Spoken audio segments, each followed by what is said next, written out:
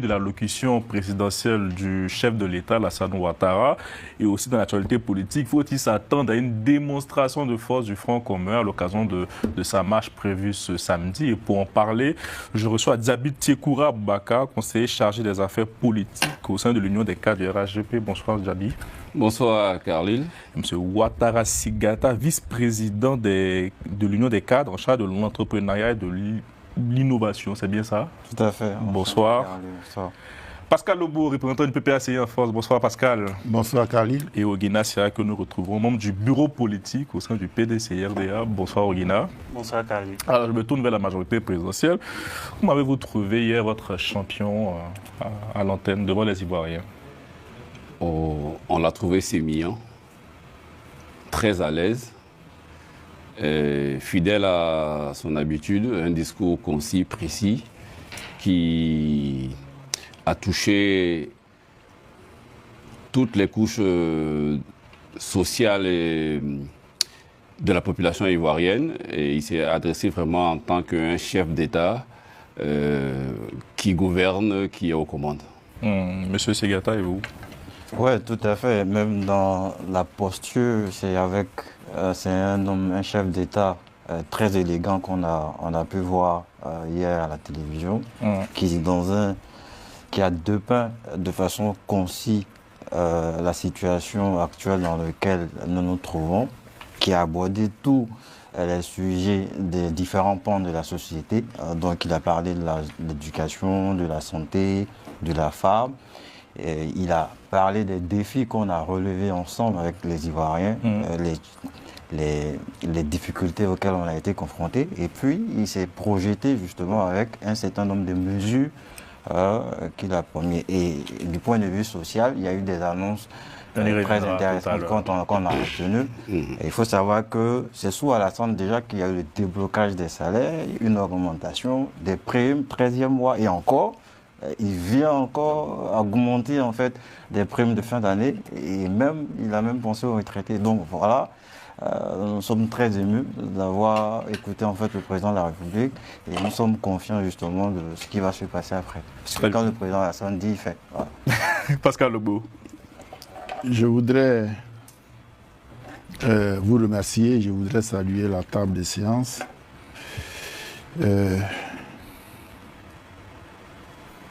Hier, vous savez, depuis sa déclaration de sa candidature, nous regardons un homme qui est en déni avec la République. Et hier, c'est la même chose que nous avons dépeint dans son discours qui a consacré presque un déni, un parjure, une défiance du peuple. Monsieur Ouattara, on dit, fidèle à son habitude, cette habitude-là, c'est de dire et ne pas faire. C'est cette habitude-là que nous avons. On se souvient encore des 5 milliards des jeunes qui n'ont jamais reçu, 1 milliard par jour, qui n'ont jamais reçu. Donc, nous, on le connaît, c'est comme ça qu'on le connaît. Dans ses habitudes, et l'un des collègues parle de déblocage des salaires des Ivoiriens, mais il faut poser la question aux salariés en Côte d'Ivoire. Voilà. Pour qu'on puisse savoir ce que Ouattara fait, c'est juste des promesses, parce qu'il veut se prendre un 4e mandat anticonstitutionnel. C'est normal qu'il fasse des promesses qu'il ne réalisera jamais de toutes les façons, parce qu'il n'en a pas les moyens. Et le pays n'en a pas les moyens parce que très endetté. Donc pour nous, nous avons regardé un discours comme à son habitude, un discours plat qui ignore les vraies souffrances des Ivoiriens. Un discours qui ignore les vrais problèmes de la Côte d'Ivoire. Ça dit, si vous êtes quelque part, vous ne connaissez pas Ouattara, vous le voyez parler dans ces discours-là, vous allez dire, voilà le président idéal. Alors que ce n'est pas vrai. C'est un discours qui est enverni de tout ce que les Ivoiriens vivent. Ce n'est pas tout ça. On ne lui demande pas de promettre des salaires en janvier 2026. Parce qu'en janvier 2006, il n'a plus le président de la Côte d'Ivoire. Donc, ce n'est pas ce qu'on lui demande. Ce qu'on lui demande, c'est d'ouvrir. C'est de ça que la Côte d'Ivoire souffre aujourd'hui, d'ouvrir un dialogue pour que les politiques se parlent. Très bien, on y reviendra. Merci Pascal. Ognacia et vous? Oui, Khalil. Moi, qu'est-ce que j'ai vu hier dans le discours du président de la République? C'est un discours qui, déjà, n'est pas à la hauteur de quelqu'un qui a eu 15 ans de règne, qui n'est pas à la hauteur de quelqu'un qui a fait le FMI, parce qu'il est resté dans des généralités. Oui, le développement se constate, la situation des jeunes s'est améliorée, aucun élément chiffré. Aucun élément. Le nombre de salles de classe a augmenté, aucun élément chiffré pour qu'on voit le ratio. Donc on est resté dans les généralités qu'on pourrait même, si on n'était pas face à l'écran, attribuer à un badaud de la rue, en fait, qui ne vienne pas quelqu'un qui a pris des fonctions aussi importantes. Mais ce que je voulais noter, c'est, comme l'homme l'a dit, la parole donnée transcende par le devoir transcende la parole donnée, mais on pourrait ajouter encore que peut-être la parole du moment transcende la parole d'hier avec M. Ouattara, avec le président Ouattara. C'est que quand on écoute sa déclaration de candidature, en essayant de la justifier, il avait mis en avant le fait que le pays était confronté à des difficultés économiques, militaires et monétaires sans précédent. Ce qui est un aveu d'échec après 15 ans de pouvoir sans partage, avec toute l'aide et l'endettement, il se retrouve à faire ce constat malheureux qui, selon lui, impose la continuité qu'il continue reste au pouvoir. Et hier, qu'est-ce qu'on voit? C'est quelqu'un qui se vautre dans un satisfecit, qui se base sur des chiffres qui n'existent pas et qui, comme mon contradicteur l'a dit tout à l'heure, si on ne le connaissait pas, on ne savait pas à qui, si pour quelqu'un qui ne connaît pas les réalités de la politique ivoirienne, aurait cru que c'est le président idéal. Alors, son discours, j'essaie de le découper en plusieurs parties. Il y a eu la partie politique, économique, et puis militaire. Sur le politique, ce qui est intéressant avec M. Ouattara, c'est que finalement, comme tout bon trompeur, et j'allais dire, si je veux paraphraser le président Gbagbo, tout bon menteur, c'est qu'il connaît la réalité, mais il fait tout pour la nier.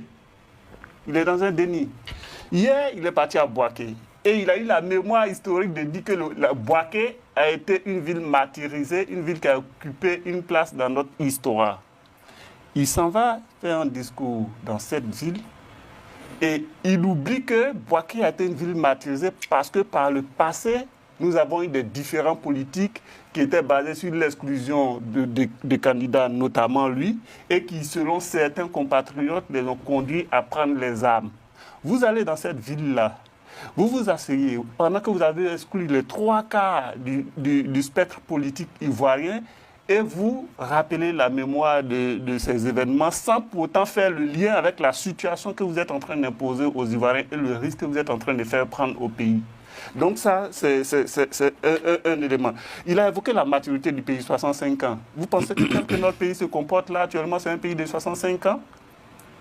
Il dit c'est un moment de prise de conscience collective sur le chemin parcouru. Voilà, donc sur le chemin parcouru, sur la maturité, c'est là de la maturité. C'est un pays mature, ça. Les petits pays comme le Bénin, les gens, ils arrivent à faire une alternance pacifique. Chez nous, à l'approche de l'élections, tout le pays est stressé et quelqu'un se satisfait du fait qu'on est un pays mature. Donc ça fait c'est la deuxième chose. Ensuite, il a parlé de la paix qui règne. Dans son discours d'hier, là, la paix régnait, la sécurité régnait, alors qu'il y a 3 jours, il avait trouvé cette situation, la situation tendue, les risques de la paix, comme argument pour rester. Et sur le plan économique, là, c'est complètement un désastre. Pour les femmes, sur les femmes qui font, je crois, 51% de la population ivoirienne, qui, elle, est à 30 millions, il se vante d'avoir mis en place un programme qui aurait impacté 420 000 femmes. 420 000 femmes. Il se vante d'avoir augmenté des primes du tiers aux 2 tiers. Mais est-ce que c'est des primes que comment on appelle, le fonctionnaire ivoirien a besoin? Le fonctionnaire ivoirien aujourd'hui a besoin d'avoir un salaire qui lui permette de vivre correctement. Et ça, on peut le faire si il arrive à fermer tous les tuyaux de la corruption. Merci Oguina. Et le dernier élément sur lequel vous répondre. Le dernier élément lequel j'allais, comment on appelle, bon, on aura le temps de... Il y a pas de souci. Parole à M. Tiekoura. Réaction au propos d'Oguina Sia et de Pascal Logbo. Ok. Je m'attendais à ces attaques vraiment de la part de nos amis de l'opposition, le PPACI et puis le PDCI ici réunis. On est habitué à ce discours. C'est la logique qui m'aurait étonné. Parce que quand on parle de déni, je pense que c'est eux-mêmes qui sont dans un déni complètement lunaire. Comment on peut dire que le président a eu à se parjurer, je ne sais pas par rapport à quoi il dit. Il a trahi son serment. C'est ce que dit. Lequel des serments qui a été trahi? Le non-respect de la Constitution à ses articles 183 et 55 qui lui interdit de faire un troisième et un quatrième mandat. D'accord, je vous réponds tout de suite de façon très sèche. Monsieur Laurent Gbagbo, quand on avait fait cette constitution-là, cette révision constitutionnelle, ce n'était pas que le nouveau mandat de M. Ouattara qui était en jeu. Il était dit dans cette nouvelle constitution-là aussi que la limite d'âge a été élevée. Pourquoi vous ne contestez pas cette limite d'âge? Non, on ne peut pas... Je ne vous dis pas de répondre. Non, mais c'est une question. Vous n'avez pas... Non, si vous me posez une question, je vais vous répondre. Allez-y, M. Diaby, vous avez la parole. Vous n'avez pas contesté cela. Quand c'est favorable pour vous, vous vous taisez là-dessus. Mais c'est de bonne guerre que vous allez titiller les gens sur des sujets que vous pensez être primordiaux. Alors que pour nous, ce n'est pas le cas. Il y a eu un référendum, il y a une nouvelle constitution qui a été mise en place et de façon très claire et très précise, le président de la République a le droit de se présenter en déplaise à nos détracteurs. Vous pouvez aller dire tout ce que vous voulez, mais la constitution ne lui permet. Non, je parle rapidement. Il termine, vous avez la parole, Pascal. Ok. Voilà. Donc maintenant, vous parlez de... Je pense que vous êtes carrément totalement hors sol en fait. J'ai l'impression que vous parlez d'une autre Côte d'Ivoire. C'est pareil pour M. Oguina. C'est ça bien. Je pense que vous ne voyez pas dans quel pays nous sommes. Vous pensez peut-être que la Côte d'Ivoire que nous connaissons, que nous fréquentons, ce n'est pas la même Côte d'Ivoire que vous connaissez. Quand je vous entends parler, j'ai l'impression que vous parlez d'un pays qui date de Mathusalem. Vous oubliez que vous aviez été au pouvoir et que le dernier qui a géré ce pays, c'est vous, le PPACI, et avant vous, il y avait eu Guéhi et le PDCI. Mais quand on prend vos bilans en termes économiques, en termes politiques, en termes de respect des droits de l'homme et tout, c'est factuel, c'est contemporain. C'est contemporain. Tout ce que vous avez pu faire jusqu'à aujourd'hui n'est que risible. Il n'y a rien de concret que vous avez pu réaliser. Avec le FPI d'alors, on a eu 10 ans de crise où c'était les escadrons de la mort qui étaient au pouvoir. C'était votre rébellion. Les escadrons de la mort qui étaient au pouvoir. Avec le PDC, c'était pire. On concoctait des lois de façon souveraine pour éliminer des gens. Donc, la morale, vous ne pouvez la faire à personne. Parce que vous-même, vous êtes amoraux et immoraux. Bien. Merci, M. Sigata. Non, mais je ne suis pas étonné, hein, parce que ça fait un bon moment que je suis quand même les débats de M. Sia et de M. Pascal. Et c'est une copie conforme. C'est-à-dire, en fait, qu'on ressasse le même narratif. Rien n'a évolué. Et c'est quand même un peu dommage, quand même, pour cette trempe de politiciens de rester encore sur... C'est l'opposition, voilà, de rester... Voilà, non, mais des critiques vraiment qui sont toujours les mêmes, mais ça n'a pas évolué du tout. J'ai entendu dire que, parce que lui il a parlé de pays matures, donc je ne sais pas quels sont ses critères de maturité, parce que quand il prend la comparaison avec le Bénin, et il dit que le Bénin c'est un pays mature par rapport à Côte d'Ivoire, qu'est-ce qu'il met dans les conditions d'un pays mature? Ça c'est la première question. Ouais. Et puis, Je pense qu'il faut arrêter quand même de jouer avec la conscience des Ivoiriens. Les Ivoiriens savent d'où nous sommes partis et les Ivoiriens voient de façon factuelle ce qui est fait depuis les 15 dernières années. Donc venir dire que le président de la République a fait un discours non chiffré et ce qui ferait de lui un homme d'État de moindre catégorie, je trouve ça insultant. Le nombre de fois où le président Alassane Ouattara a fait des discours avec des données chiffrées, et même vous avez encore à disposition des liens gouvernementaux, même sur sur le FMI, la Banque mondiale, si sauf il me dit que ces institutions-là ne sont pas sérieuses, vous avez toutes les données. Et à chaque fois, on n'a pas les moyens de rappeler aux Ivoiriens ce qui a été fait en termes d'électrification. Ouais. Toutes les données sont là. Mais comme Adjoumani l'a dit une fois, on ne peut pas réveiller quelqu'un qui fait semblant de dormir. Ils le savent. Donc, venir avec une sémantique pour faire croire aux Ivoiriens, et quand il parle d'Ivoiriens, il parle de quel Ivoirien? Non, parce que ce n'est pas les Ivoiriens, le peuple ivoirien que nous connaissons, parce que le peuple ivoire est satisfait, et c'est la raison pour laquelle aujourd'hui, ils ont demandé de façon unanime, parce que le président Alassane Ouattara continue le travail qui est fait. Donc, non, mais quand même, nous avons la majorité. Nous avons la majorité, c'est un fait. Oui, mais il faudrait qu'on avance rapidement. Il y a une question qui était intéressante qui est soulevée par Guina sur la question du fait que le président, dans sa déclaration précédente de candidature, a évoqué les défis sécuritaires. Et hier, il a semblé donner l'impression que le pays était stabilisé. Est-ce qu'il n'y a pas une sorte de... Non, il n'y a pas de paradoxe. Quand on parle de défis, on est quand même dans un contexte mondial qui englobe un certain nombre de thématiques. Quand on parle de défis, ça ne veut pas dire que nous sommes à l'heure actuelle confrontés à ces difficultés. Non. Il n'y a aucun pays qui peut dire aujourd'hui qu'il n'a pas de difficultés, qu'elles soient financières, d'autres sécuritaires. Non, tous les pays ont leurs défis. Mais la réalité est qu'on est quand même dans une gestion rigoureuse qui fait qu'il y a ce qu'on appelle la gestion du risque. Et ça, il le sait. Voilà, parce que il ne peut pas venir dire effectivement que le président Alassane Ouattara a échoué parce qu'il a parlé de difficultés. Il a parlé de défis. Ne déformons pas ce que le président a dit. Je vais rebondir. Réponse de Pascal. Je vais rebondir un peu. La parole. Parce que, pour réagir au propos de... Voilà, merci beaucoup. Il faudrait qu'on avance. Ouais. La Constitution de 2016 a consacré une continuité à ces articles 183 et 55. La République ne s'est pas arrêtée. Pourquoi on parle d'une nouvelle République? Sinon, on aurait dû organiser de nouvelles élections après la Constitution.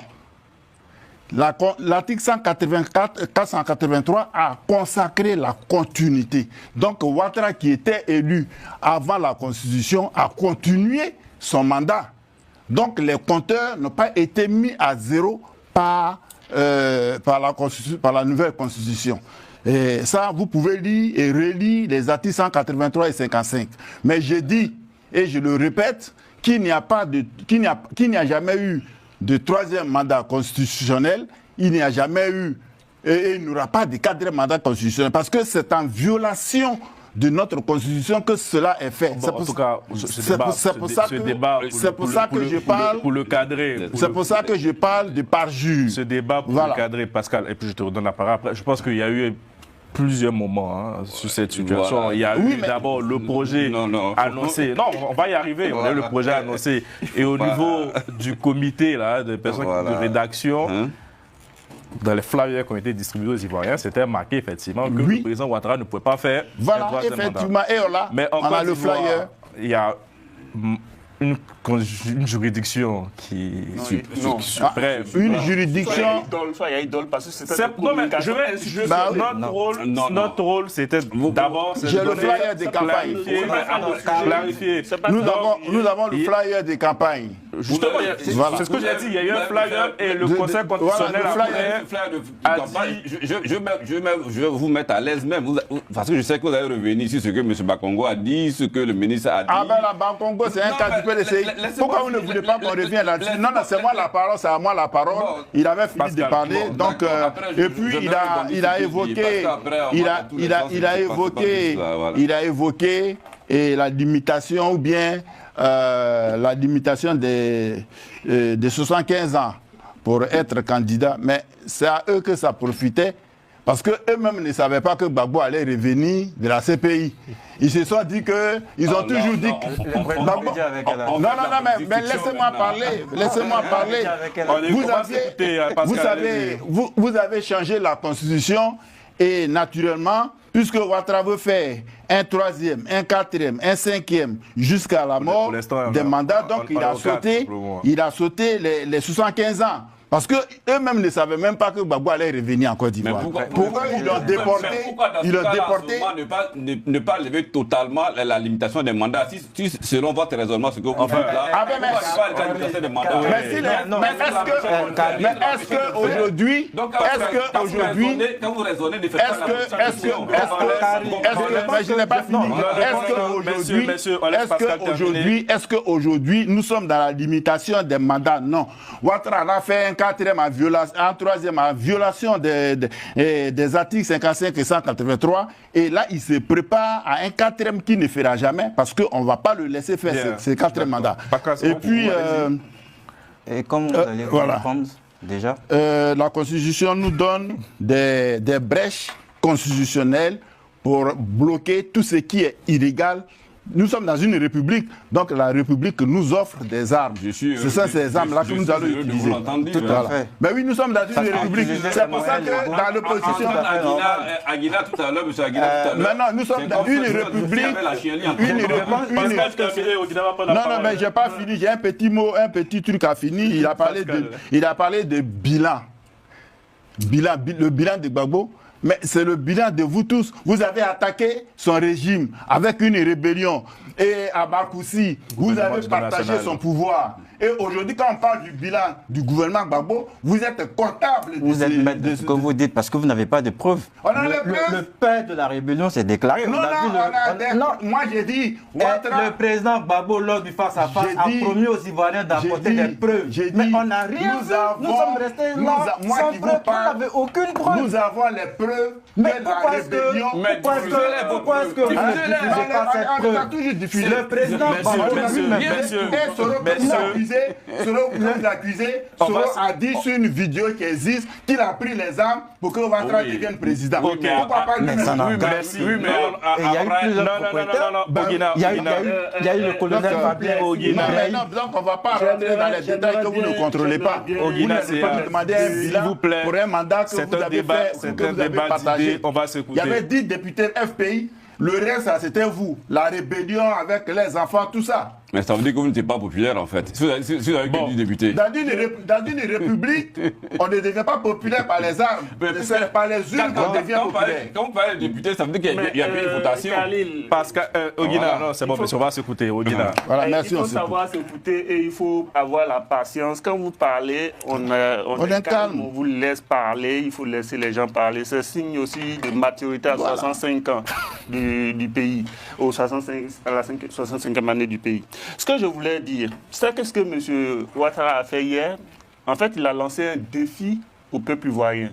J'ai verrouillé l'élection, j'ai exclu les gens, j'ai mis même leur existence parce qu'il prétend que c'est tout le peuple ivoirien qui était rassemblé, il niait à Bouaké pour le soutenir dans son aventure qui n'aboutira pas. Donc, il a mis le peuple au défi pour dire qu'il a tout confisqué, il a tout verrouillé, il a pris toutes les dispositions, il a au moins encensé au moins 3 ou 4 fois les forces armées, pensant compter sur leur répression pour calmer le peuple qui va se lever contre sa forfaiture. Donc, ce qui s'est passé hier est désastreux pour le pays et et ça me permet de rebondir sur la question qui consiste à savoir qu'est-ce qu'un pays mature. Mais un pays mature, c'est un pays qui ne fait pas ça, justement. Quoi? Un individu qui a 83 ans, qui viole la Constitution, qui se présente et qui a encore le culot d'exclure... Ah non, non, il faut rectifier cela. Il vient de parler de maturité et vous enfreignez les règles. Non,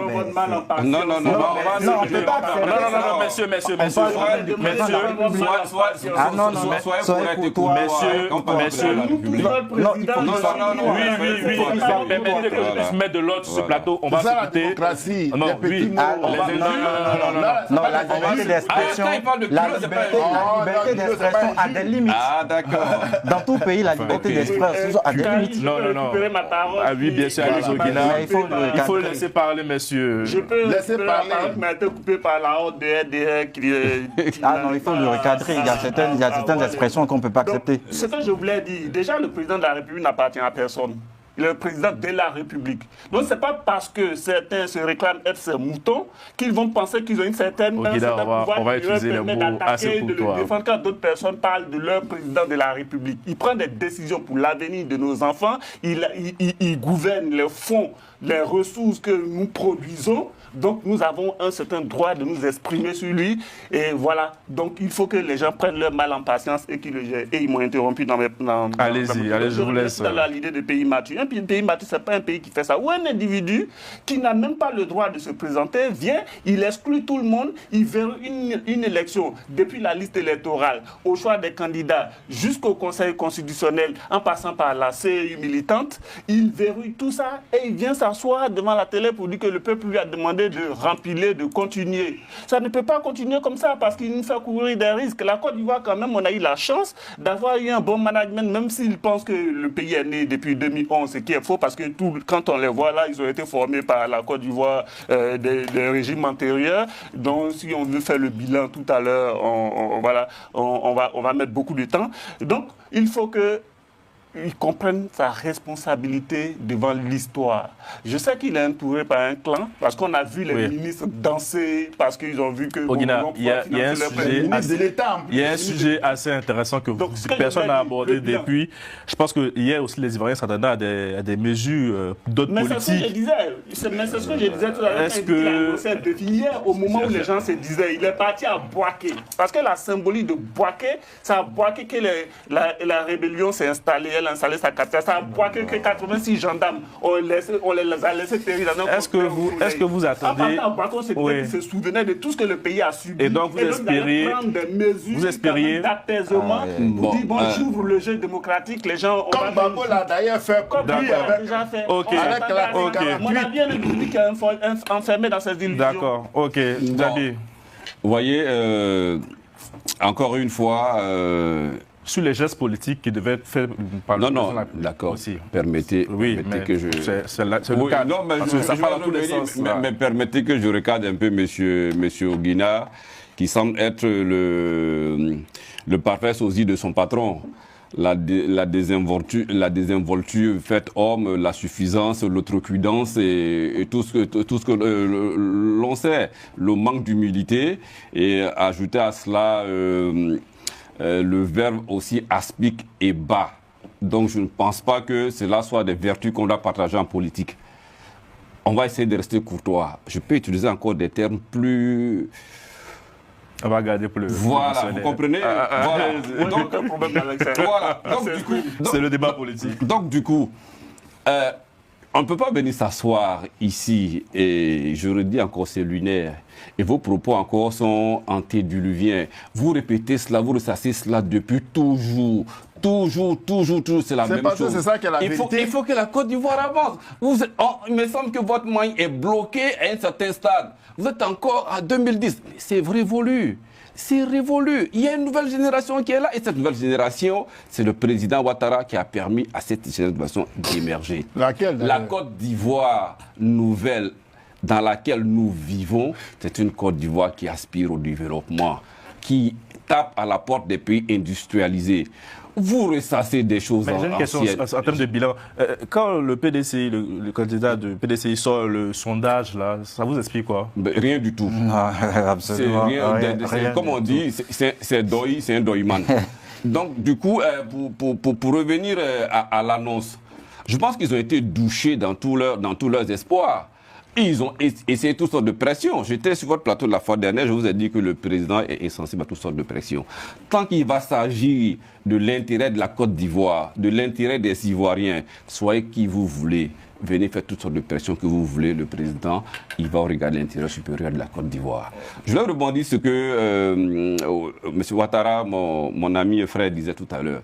Quand vous parlez de défi sécuritaire, vous essayez d'opposer les deux discours du président, de la déclaration de candidature, et puis le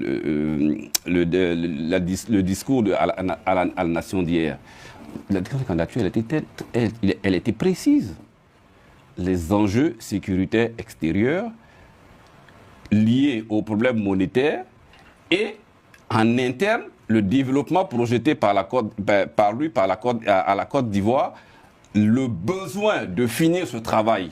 On est d'accord? Expliquez-nous avec... Mais si, tu comprends très bien, tu fais exprès. Vous faites exprès. Je ne comprends pas. Vous êtes si intelligent. Vous avez ce QI-là exceptionnel comme votre patron. Donc c'est normal. Vous comprenez tout. Vous faites exprès. Donc on y va. Non, mais je n'ai pas compris. Si, vous avez compris. Hein? On y va. Donc du coup, dire opposer les deux discours, je trouve que ce n'est pas correct de votre part. Quand le président vient, il parle de la sécurité en Côte d'Ivoire, mais on peut prendre l'indice de sécurité intérieure de la Côte d'Ivoire. On peut prendre l'indice. Quand il prenait le pays, il était à 6 et quelques. Non, laissez les chiffres. Laisse-moi finir. Vous ne voulez plus les chiffres. Vous voulez qu'on laisse les chiffres?